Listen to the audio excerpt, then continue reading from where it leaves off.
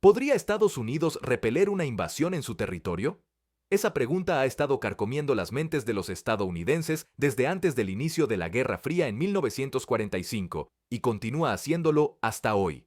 Las Fuerzas Armadas de Estados Unidos actualmente son unas de las más equipadas y avanzadas del planeta, pero ¿serían capaces de defender el país de un asalto altamente sofisticado y total? Estados Unidos invirtió alrededor de 877 mil millones de dólares en defensa en 2022, así que ciertamente se esperaría que todos esos dólares tributarios se utilicen en algo provechoso. Entonces, ¿cómo sería una posible invasión del territorio continental de Estados Unidos? ¿Qué factores influirían en el resultado y cómo respondería Estados Unidos? Primero que nada, ¿ha sido invadido alguna vez Estados Unidos? Examinemos algunos ejemplos para ver cuáles fueron los resultados. Tras repeler exitosamente a los británicos durante la Revolución Americana, Estados Unidos a principios de 1800 estaba prosperando. Todo iba en la dirección correcta y el país crecía tanto física como espiritualmente.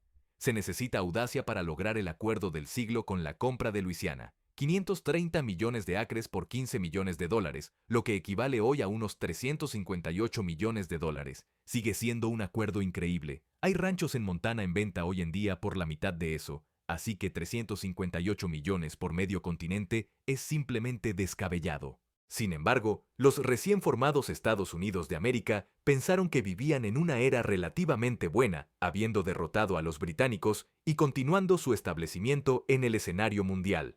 Los británicos, sin embargo, tenían otras ideas. Atacaron barcos comerciales estadounidenses y forzaron a marineros estadounidenses capturados a servir en la Marina Real, por lo que Estados Unidos declaró la guerra a Gran Bretaña para defender su honor. La guerra duró de 1812 a 1815 y realmente resultó en que los británicos atacaran, quemaran y ocuparan Washington, D.C. Las tropas británicas incendiaron gran parte de la ciudad, incluyendo la Casa Blanca y el edificio del Capitolio. El presidente James Madison y su gobierno ya habían sido evacuados, pero esta derrota aún trajo gran vergüenza a la joven nación. Esta fue la única vez en la historia de Estados Unidos que un ejército extranjero ocupó la capital del país. Eventualmente se negoció la paz, y aunque nadie realmente ganó la guerra, los estadounidenses tendrían la última risa cuando Andrew Jackson y su fuerza de campesinos, piratas, pioneros, esclavos liberados y rufianes derrotaron a una fuerza británica experimentada, dura y numéricamente superior en unos 30 minutos en la batalla de Nueva Orleans. La próxima vez que Estados Unidos fue invadido ocurrió durante la Guerra México-Americana. El evento que realmente desencadenó la guerra fue cuando fuerzas mexicanas atacaron a soldados estadounidenses patrullando el Río Grande. Las fuerzas mexicanas luego invadieron Brownsville, Texas, alegando que estaban recuperando territorio que legítimamente pertenecía a México.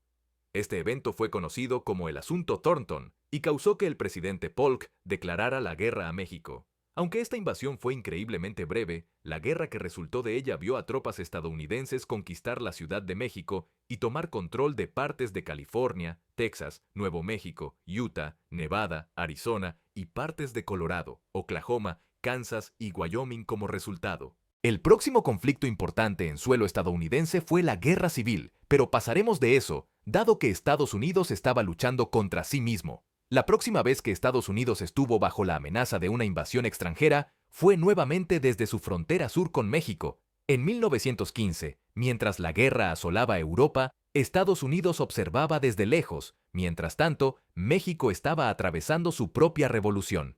El gobierno mexicano bajo Venustiano Carranza había estado apoyando secretamente incursiones de bandidos a través de la frontera sur de Estados Unidos que eran violentas y caóticas. El presidente Woodrow Wilson apoyó a Carranza y su gobierno como una forma de hacer que las incursiones se detuvieran, pero sin que él lo supiera, Carranza era quien apoyaba las incursiones en primer lugar. A medida que las cosas se complicaban y Estados Unidos se involucraba más al sur de la frontera, un hombre llamado Pancho Villa tomó las cosas en sus propias manos.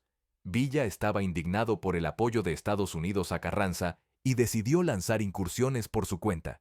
Estas incursiones culminaron en un ataque a Columbus, Nuevo México en 1916. Villa lideró el ataque él mismo, y la batalla vio intensos enfrentamientos entre las fuerzas de Villa y elementos del 3º Regimiento de Caballería del Ejército de Estados Unidos. Villa fue eventualmente rechazado hacia México, pero esta incursión desencadenaría una invasión estadounidense de México para capturar a Villa. Estados Unidos derrotó a las fuerzas de Villa, pero no logró capturarlo. Esto llegaría a ser conocido como la Expedición Pancho Villa, liderada por nadie menos que John Blackjack Pershing, quien alcanzaría mayor fama en los últimos años de la Primera Guerra Mundial. México volvería a estar involucrado en una posible invasión cuando los alemanes en la Primera Guerra Mundial intentaron hacer que México lanzara una invasión a gran escala del sur de Estados Unidos si América entraba en la guerra contra Alemania. A cambio, se les prometieron algunos de sus antiguos territorios en Texas, Nuevo México y Arizona. El gobierno mexicano los rechazó, pero esta comunicación se filtró y en realidad se convirtió en una de las justificaciones clave para que Estados Unidos entrara en la guerra. Estos ejemplos han sido mayormente incidentes aislados, no invasiones a gran escala, con el objetivo de conquistar y controlar Estados Unidos, aunque algunos podrían argumentar que los británicos estuvieron los más cerca. En la Segunda Guerra Mundial, el mundo estaba nuevamente en guerra, y una vez más Estados Unidos intentó no involucrarse directamente. Todo cambió el 7 de diciembre de 1941, cuando las fuerzas marítimas y aéreas del Japón imperial lanzaron un ataque sorpresa a Pearl Harbor, Hawái, así como ataques coordinados en otras fuerzas estadounidenses en todo el Pacífico. Justo después, tan devastador como fue este ataque, no constituyó una invasión, ya que las fuerzas japonesas no buscaban conquistar Hawái, solo infligir tanto daño a las fuerzas estadounidenses como pudieran. Sin embargo, este ataque fue el más coordinado, sofisticado y letal ataque en suelo estadounidense hasta la fecha, y sirvió como trampolín para que Estados Unidos entrara en la Segunda Guerra Mundial. Los japoneses no se detuvieron ahí, sin embargo, e incluso invadieron las islas aleutianas de Attu y Kiska. Aunque Alaska no era un estado en ese momento, aún era un territorio de Estados Unidos, y por lo tanto, una invasión. Las fuerzas japonesas ocuparon estas dos islas en junio de 1942, y las mantuvieron hasta agosto de 1943. Fue la primera vez desde la guerra de 1812 que un ejército extranjero había invadido verdaderamente suelo estadounidense, y el público estadounidense estaba furioso. También había un temor desenfrenado de que los japoneses lanzaran una invasión anfibia de la costa oeste de Estados Unidos, principalmente en California. Estos temores eran en su mayoría infundados, ya que los japoneses no tenían la mano de obra ni los recursos para hacerlo. Entonces, en respuesta, los militares estadounidenses y canadienses lanzaron ataques en las islas para reclamarlas. La única pelea real ocurrió en Attu, ya que los japoneses habían retirado en secreto sus fuerzas de Kiska antes del ataque aliado. Attu fue un asunto sangriento, ya que los soldados japoneses y aliados lucharon por cada centímetro de terreno en un clima horrendo. Con sus espaldas al mar, el comandante japonés, Yasuji Yamasaki, ordenó una carga Banzai con todos sus hombres restantes. La carga sorprendió a los aliados y rompió hasta sus unidades de retaguardia. Los estadounidenses y canadienses se recuperaron y a través de un brutal combate cuerpo a cuerpo, mataron a todos menos a 28 de los soldados japoneses en la isla. Con los aliados reclamando las islas aleutianas, comenzaron a aumentar la presión sobre el imperio japonés, y todos sabemos cómo terminó eso. Del otro lado del mapa, y aliados con los japoneses, tienes a la Alemania nazi, cuyas conquistas insaciables de Europa aterrorizaron al mundo entero. El público estadounidense pensó que una vez que Hitler terminara de conquistar el viejo mundo, volvería su mirada hacia el nuevo mundo. Hitler no creía que los estadounidenses fueran un enemigo formidable e incluso llegó a decir que no tenían verdadera fuerza de combate porque no tenían pureza racial. Estoy seguro de que vivió para lamentar eso cuando los aviadores de Tuskegee comenzaron a derribar a su venerada Luftwaffe en tropel. Así que, mientras Hitler puede no haber pensado en los estadounidenses como una amenaza, todavía quería conquistar tanto del mundo como pudiera. Sus ambiciones estaban mayormente en su cabeza. Sin embargo, ya que ningún plan concreto para una invasión de América llegó a materializarse.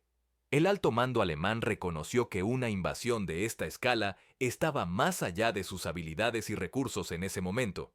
Después de la Segunda Guerra Mundial y durante la Guerra Fría, muchos estadounidenses se volvieron paranoicos sobre una invasión soviética de Estados Unidos. Afortunadamente, nunca se materializó nada. Eso nos lleva al presente, donde el mundo nuevamente se encuentra en una situación peligrosa. El este y el oeste todavía están en desacuerdo, siempre con armas listas.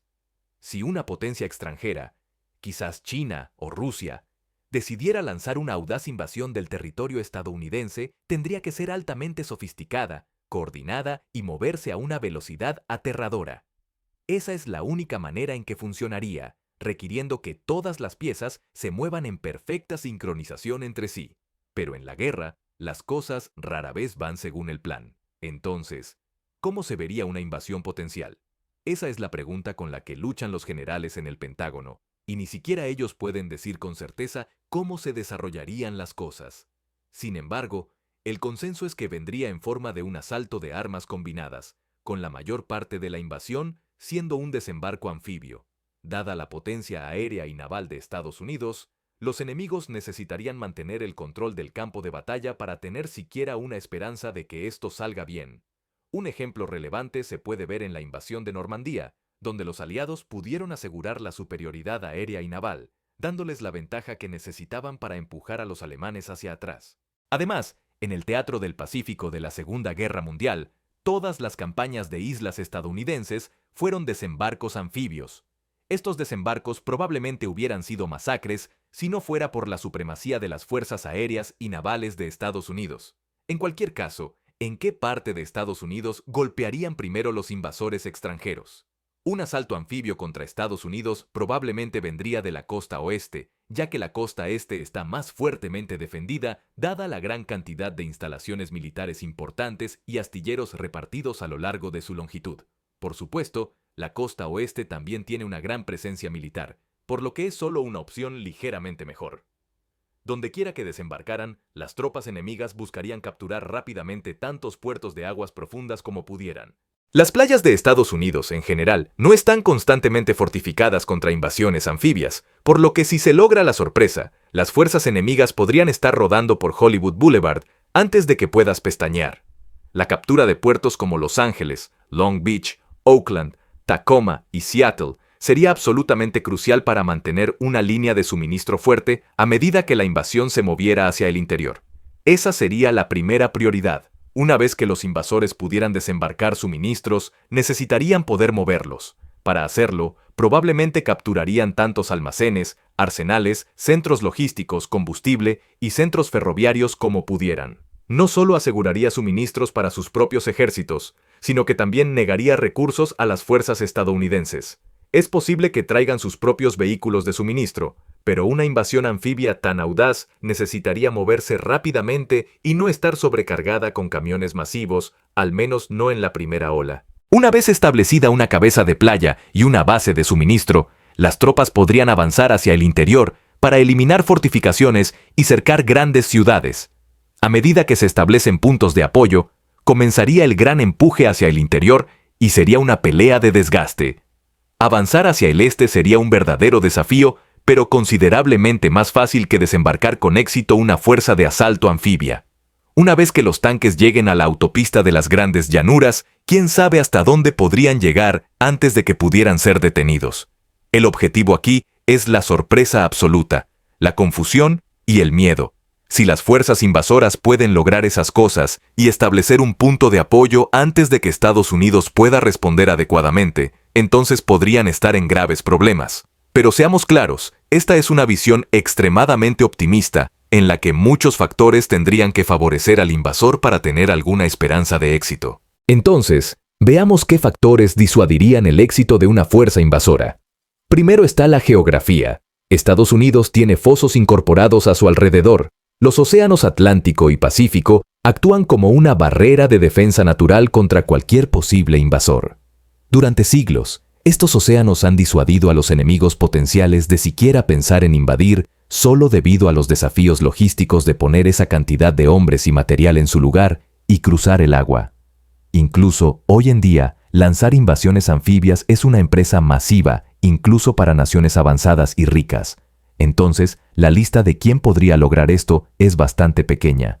Como se mencionó anteriormente, el lugar más probable para una invasión vendría de la costa oeste, ya que la costa este está más fuertemente defendida, y la ruta sureña a través del Golfo de México tendría a las fuerzas invasoras rodeadas por 3 lados por bases aéreas y navales estadounidenses, sin mencionar que esta área del país tiene el potencial de huracanes devastadores la mitad del año. No son exactamente condiciones ideales para que miles de hombres estén sentados en botes. Pregunta a los mongoles cómo les fue cuando intentaron invadir Japón.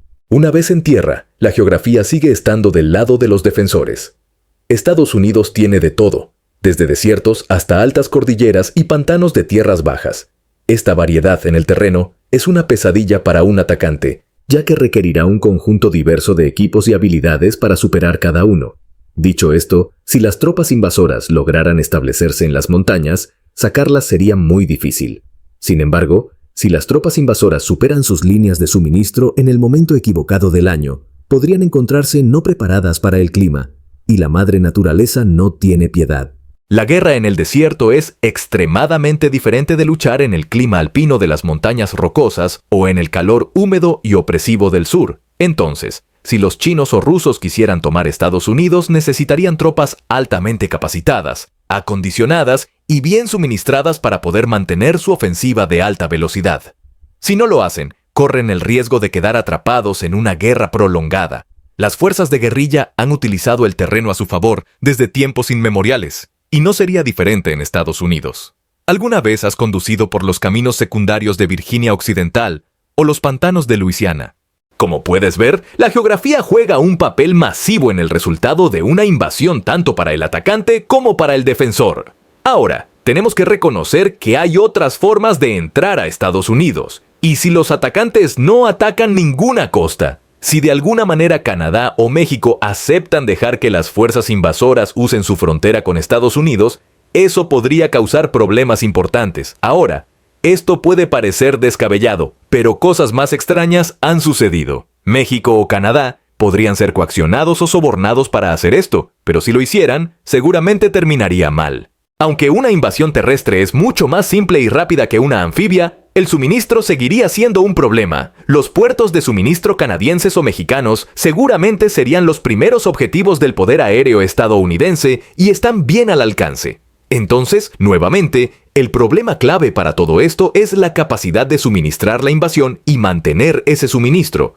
Si el impacto inicial y el asombro no eliminaron la superioridad aérea de Estados Unidos, entonces las fuerzas invasoras mejor podrían defender su depósito de suministro. La frontera entre Estados Unidos y Canadá tiene un número relativamente bajo de cruces adecuados para vehículos militares, por lo que la invasión estaría dispersa o embotellada. Si buscas Autopista de la Muerte, verás exactamente cómo Estados Unidos trata con columnas de vehículos militares agrupados. La frontera tiene algo de baja seguridad, pero aún así está monitoreada y patrullada activamente por la aplicación de la ley estadounidense. La frontera entre Estados Unidos y México está mucho más controlada y regulada. Aún así, la gente pasa ilegalmente, pero si miles de tropas comenzaran a amontonarse en cualquiera de los países, es razonable suponer que la inteligencia estadounidense se daría cuenta. La buena noticia es que tanto Canadá como México están en buenos términos con Estados Unidos, y todas las partes se benefician inmensamente del comercio. Eso nos lleva al siguiente factor que puede hacer o deshacer una invasión: la tecnología. ¿Recuerda cuando hablamos de que el secreto era clave para todo esto? Para cualquier invasión de Estados Unidos, los invasores tendrían que poder amontonar sus tropas y suministros y moverlos en posición en absoluto secreto. Afortunadamente para Estados Unidos tienen programas de satélites que son muy avanzados y críticos para la defensa nacional. Pueden ser utilizados para detectar y rastrear movimientos de tropas, lo que le daría a la inteligencia estadounidense mucho tiempo de advertencia. Si los ejércitos extranjeros estuvieran amontonando tropas y equipo militar, incluso tienen algo llamado Programa de Apoyo a la Defensa, DSP, operado por la Fuerza Espacial de Estados Unidos. Estos satélites son un sistema vital de alerta temprana para la defensa nacional, operando en órbitas geoestacionarias de 22.300 mm. Pueden detectar lanzamientos de misiles, lanzamientos espaciales y detonaciones nucleares. Además de la tecnología de satélites, el ejército de Estados Unidos también tiene tremendos recursos cuando se trata de radar y drones. Por ejemplo, la Marina de Estados Unidos tiene su propio sistema conocido como ROTAR, o radar relocalizable más allá del horizonte. Puede cubrir toda América Central, el Caribe y gran parte de Sudamérica. Desde cualquier dirección que se acerque una fuerza enemiga, si el radar está operativo, hay ojos sobre ellos. La industria de drones de Estados Unidos utilizó las guerras en Irak y Afganistán como su laboratorio de pruebas, expandiendo enormemente sus capacidades. La función principal siempre ha sido la recolección de inteligencia y la vigilancia, y esa función continúa creciendo con cada año que pasa. Todo esto es para decir que las capacidades de inteligencia y alerta temprana de Estados Unidos son increíblemente complejas y cubren todas las áreas alrededor de las fronteras de Estados Unidos. Para que cualquier invasor tenga la más mínima esperanza de éxito, tendrían que jugar un poco sucio. Veamos nuestro próximo factor: métodos de ataque no ortodoxos. La guerra se está complicando. Nadie puede estar en desacuerdo con eso. Solía consistir en dos grupos apuñalándose entre sí, con hojas de metal. Y ahora los países luchan guerras por poderes en rincones remotos del mundo para controlar el flujo de recursos a fabricantes y consumidores, todo mientras mantienen su estatus en el escenario mundial. Para luchar estas batallas en constante cambio, se necesitan nuevas armas. Uno de los mayores peligros en los años venideros serán los ataques cibernéticos. Estos ataques pueden sistemas de gobierno y privados, cortar el acceso a Internet, deshabilitar plantas de agua y electricidad, e incluso desordenar los sistemas GPS para vehículos masivos como petroleros. Hay 1 millón de casos de uso, pero según la Agencia de Seguridad de Infraestructura y Ciberseguridad, el objetivo principal de la guerra cibernética es debilitar, interrumpir o destruir a otra nación. El engaño en la guerra no es nada nuevo. De hecho, es uno de los aspectos más críticos de la misma. Los aliados habrían sido rechazados al mar en Normandía si no hubieran empleado un engaño complicado contra los alemanes y los hubieran convencido de que la invasión real iba a ocurrir en un lugar llamado Padal, más arriba en la costa. Este engaño detuvo a Hitler de comprometer sus reservas de Panzer y le dio a los aliados el tiempo que necesitaban para establecer una cabeza de playa y llevar la lucha a los alemanes. Entonces, si un ejército invasor quisiera acercarse a Estados Unidos en secreto, seguramente tendrían que emplear algún nivel de ataques cibernéticos para darse una oportunidad. Otro método de ataque no ortodoxo podría venir en forma de un EMP. Esto significa pulso electromagnético y es esencialmente una breve ráfaga de energía electromagnética. Estos han sido armados y podrían estar adjuntos a misiles u otros métodos similares de entrega. Una vez detonados, estos EMP sobrecargarían y apagarían las redes eléctricas y también degradarían o destruirían todo tipo de tecnología. Esto podría incluir desde teléfonos celulares hasta motores de autos hasta generadores. Un EMP es una forma rápida y fácil de quitarle a un oponente la ventaja tecnológica y retroceder el reloj hasta antes de la revolución industrial. Así que mientras Estados Unidos estaba ciego y sordo para el mundo exterior, tratando de descifrar qué pasó, un ejército invasor podría usar el caos como la oportunidad perfecta para atacar. Aparte de la tecnología, otro método más práctico de ablandar un área para una invasión es el buen sabotaje militar antiguo. No es un secreto que el poder aéreo y naval de Estados Unidos es el segundo en ninguno. Entonces, si una fuerza invasora quisiera nivelar el campo de juego, incrustarían agentes que llevarían a cabo ataques coordinados contra instalaciones aéreas y navales estadounidenses en las horas antes de que comenzara la invasión. Ahora, sé lo que estás pensando. Esas instalaciones tienen niveles extremos de seguridad, y tienes razón. Pero eso no significa que sean impenetrables. Aquí hay otro ejemplo de Normandía. La resistencia francesa fue crucial para el éxito de la invasión. Sin sus esfuerzos para sabotear las redes ferroviarias y de comunicación alemanas, toda la ofensiva podría haberse derrumbado. Algún nivel de sabotaje militar podría ser uno de los factores decisivos en el resultado de una invasión potencial. Como dijo una vez el filósofo chino Lao Tzu, no hay mayor peligro que subestimar a tu oponente. En términos de tácticas de batalla, no se vuelve más simple o probado y verdadero que dividir y conquistar. En esta era moderna de guerras por poderes y ataques cibernéticos, las armas de guerra están cambiando todo el tiempo. Con cada nueva invención, hay un breve período en el que la gente la usa para bien y para el mejoramiento general de la raza humana, pero inevitablemente se convierte en armas. Como ejemplo, el primer vuelo fue en 1903 y para 1911 los aviones estaban siendo utilizados como armas. En agosto de 1945, 2 bombas atómicas fueron lanzadas sobre Japón desde un bombardero pesado. Desde el primer vuelo hasta lanzar bombas capaces de diezmar ciudades, solo tomó 42 años. No es de extrañar que el Internet, por todos sus aspectos positivos, tenga el potencial de convertirse en un arma. La difusión de desinformación o propaganda descarada puede dividir efectivamente a una población y causar conflictos entre miembros de la familia y amigos. Un poder extranjero podría armar el Internet con la intención de sembrar cantidades increíbles de división dentro de Estados Unidos. Un país dividido y débil, que no sabe qué creer, sería mucho más fácil de conquistar que uno que está unido y fuerte. Ahora, toda esta charla de sabotaje y ataques cibernéticos asume que la fuerza invasora quiere someter a Estados Unidos y conquistarlo para gobernar. ¿Qué pasa si sus intenciones son más maliciosas que eso? ¿Qué pasa si solo quieren quemarlo todo y gobernar las cenizas? La guerra biológica es un escenario de pesadilla para el mundo y ojalá nunca realmente suceda. Según la OMS, las armas biológicas y de toxinas son microorganismos como virus, bacterias o hongos, o sustancias tóxicas producidas por organismos vivos que se producen y liberan deliberadamente para causar enfermedad y muerte en humanos, animales o plantas. Armar el ántrax, la peste o algo similar causaría cantidades indecibles de muerte y sufrimiento en toda América del Norte. Las enfermedades no se preocupan por las fronteras. Esperemos que ningún país sea tan malvado como para infligir este grado de sufrimiento a sus semejantes. Siguiendo esta progresión mortal, entonces tienes armas nucleares. Si un poder extranjero realmente no tiene en cuenta las consecuencias de sus acciones, entonces podría considerar usar armas nucleares como un método para eliminar la resistencia en Estados Unidos. Nuevamente, todo lo que lograría sería gobernar tierra diezmada y huesos radiados.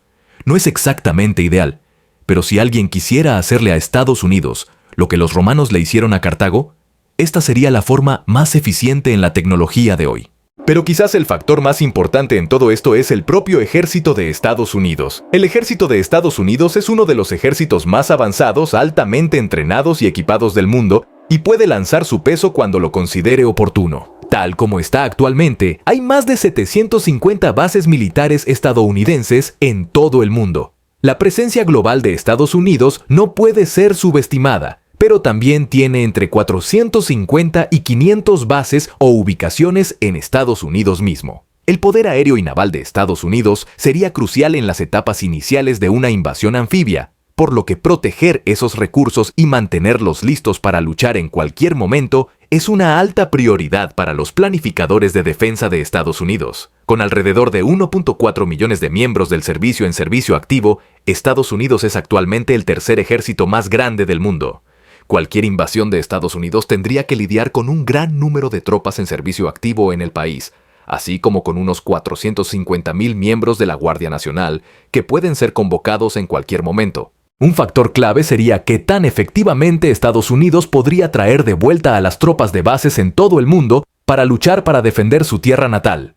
En comparación, China tiene más de 2 millones de soldados en servicio activo, con muchos más en reserva.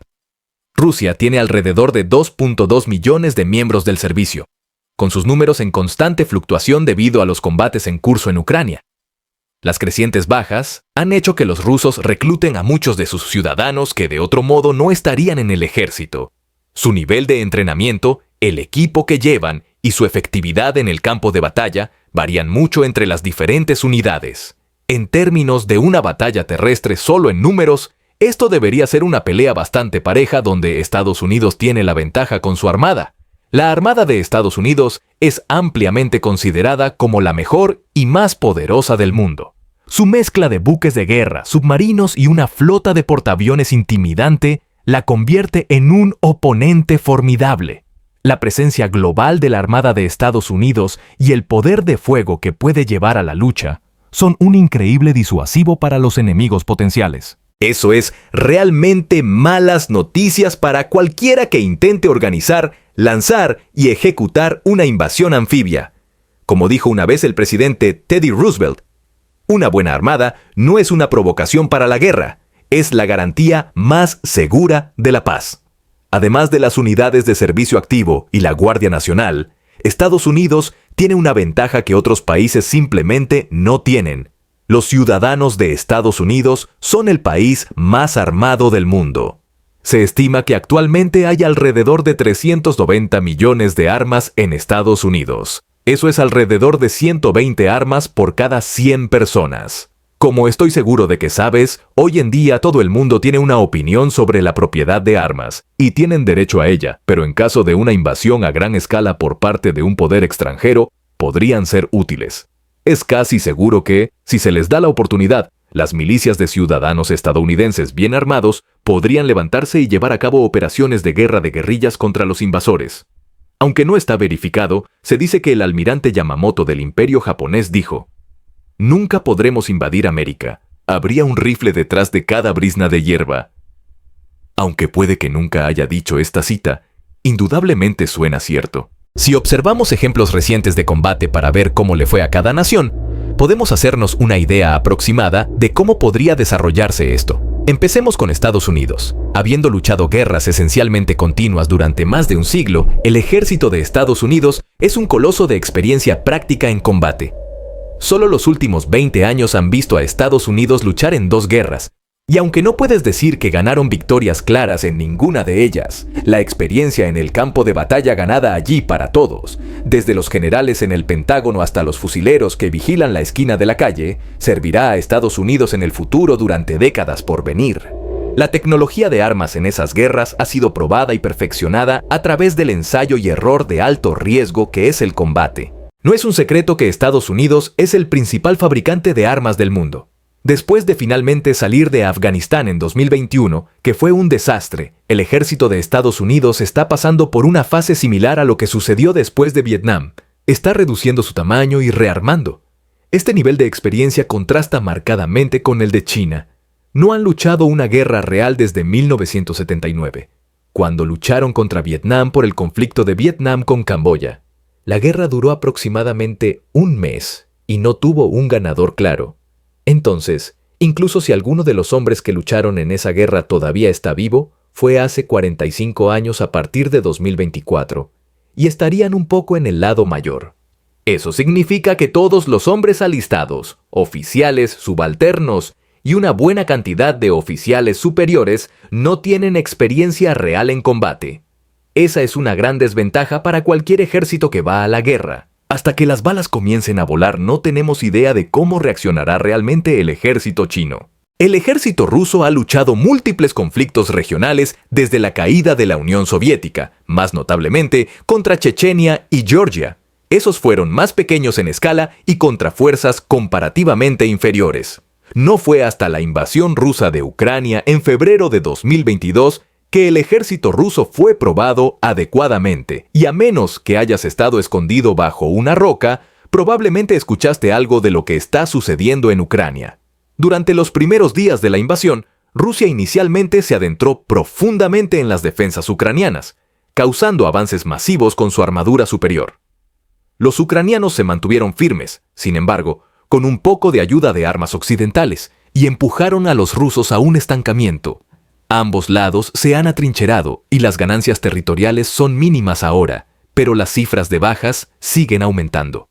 Los rusos continúan bombardeando ciudades ucranianas mientras que Ucrania usa drones para atacar barcos e infraestructura rusos. Este es el conflicto más grande y destructivo que Europa ha visto desde la Segunda Guerra Mundial, y a partir de la producción de este video, no parece que vaya a terminar pronto. El ejército ruso ha tenido algunos éxitos, pero también ha luchado más de lo que la mayoría de la gente habría adivinado. El descontento civil debido a las órdenes de conscripción y la impopularidad de la guerra están haciendo que el frente interno ruso sea cada vez más turbulento. ¿Han regresado los fantasmas de 1917? Las paralelas son demasiado espeluznantes para ser desestimadas. Estancamientos, guerra de trincheras, descontento civil y un gobierno opresivo que hará cualquier cosa para mantenerse en el poder. Lo único que te falta es un hombre santo, borracho y místico llamado Rasputin. Solo el tiempo dirá si las cosas van por el mismo camino que en 1917, pero una cosa es cierta, se derramará mucha más sangre de cualquier manera que caigan las fichas. Por supuesto, todo esto es especulativo, así que nadie puede decir con certeza absoluta cómo sería una invasión de Estados Unidos. Esa es la cosa sobre la guerra, los vencedores generalmente hacen algo audaz o inesperado. Tal como está, Estados Unidos es uno de los países más seguros del mundo. Sus ventajas geográficas, como dos océanos masivos a cada lado, lo aíslan de invasiones terrestres tradicionales y hacen que una invasión anfibia sea una de las pocas opciones viables disponibles para los invasores potenciales. Las invasiones anfibias son increíblemente difíciles de llevar a cabo con éxito, incluso con la tecnología que tenemos a nuestra disposición hoy en día. Una fuerza invasora todavía tiene que reunir a sus tropas, ponerlas en posición y en las playas. Como aprendimos con Normandía, la sorpresa y el engaño juegan un gran papel en el resultado de tales invasiones. Sin embargo, el eje no tenía satélites espías ni drones observando cada movimiento que hacían los aliados. El papel que juega la tecnología en la guerra hoy en día no puede subestimarse y está creciendo a un ritmo sin precedentes. Para que un invasor tenga una oportunidad, tendrían que interrumpir o deshabilitar las capacidades de inteligencia y tecnológicas de Estados Unidos antes de llegar a las playas. Si no pueden mantener a Estados Unidos en la oscuridad, lucharán mucho para repeler el poder aéreo y naval de Estados Unidos. Dicho esto, hay algunas opciones que tienen para ablandar las zonas de desembarco y el país más allá. Algunos son más maliciosos que otros. Los ataques cibernéticos y los EMP pueden deshabilitar la tecnología en un abrir y cerrar de ojos y causar caos y confusión masivos. Tal movimiento sin duda daría a los atacantes una clara ventaja en reconocimiento, comunicaciones y sistemas de armas de alta tecnología. Si toman otro camino, como usar la guerra biológica, la subversión social o incluso armas nucleares, las cosas pueden ponerse realmente feas, realmente rápido.